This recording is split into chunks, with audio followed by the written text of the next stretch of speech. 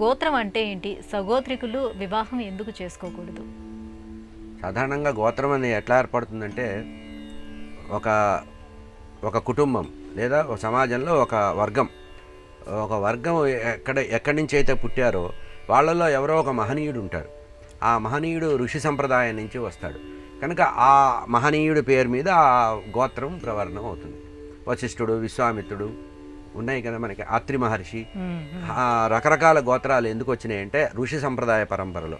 అంటే ఇది సనాతనంగా ఎప్పటి నుంచో ఉన్నది అని చెప్పడానికి, అనాది సిద్ధమైనది అని చెప్పడానికి, అంటే భారతీయ సమాజంలో ఆ వంశ పరంపర నుంచి వచ్చారనే ఉద్దేశంలో చెప్పారు. దీన్నే ఆధునిక సైన్స్లో ఏమంటారు, జీన్స్ అంటారు. ఆ జీన్స్లో ఈ ఆ గోత్ర ప్రవర ప్రకారం వచ్చిందని కానీ వాళ్ళ రక్తంలో ఉండేటువంటి లక్షణాలు, వారి శరీరంలో ఉండే లక్షణాలు, వాళ్ళ మానసిక ప్రవృత్తి, అందుకనే చూడండి కుటుంబంలో అదే పోలికతో మళ్ళీ మళ్ళీ పుట్టటాలు ఉంటాయి. వాళ్ళ తాతగారి పోలిక వచ్చిందండి, వారి ముత్తాత పోలిక వచ్చింది, మేనత్త గారి పోలిక వచ్చింది. ఎందుకంటారంటే ఇది జీన్స్.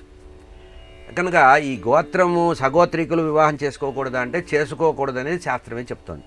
ఎందుకంటే ఒకే కుటుంబంలో పుట్టిన వాళ్ళు ఏమవుతారు, అన్నదమ్ములు, అక్క చెల్లెళ్ళు, తల్లి కొడుకులు అట్లా అవుతారు.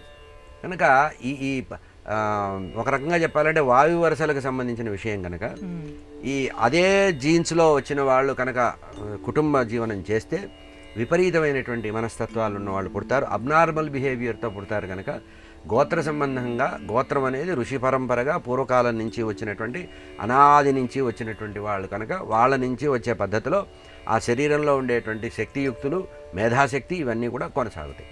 ఇవి ఎక్కడైతే సంపర్కం అవుతాయో, ఎక్కడైతే క్రాస్ అవుతాయో అక్కడ విపరీత ఫలితం వస్తుంది. కనుక వర్ణ సాంకర్యం జరగకూడదని ఎంత చెప్పారో అట్లాగే గోత్ర సాంకర్యం కూడా జరగకూడదు అనేది శాస్త్ర ప్రమాణం. ఇది ఇతర మతాల్లో, ఇతర విశ్వాసాల్లో అంతగా లేకపోవడానికి, వాళ్ళ యొక్క ఉన్మాద కార్యక్రమాలకి తీవ్రవాదులు తయారవడానికి కూడా కారణం ఇదే. ఈ గోత్ర సంబంధమైనటువంటి వాయు వరుసలు ఉన్న చోటనే సజ్జనులు పుడతారు.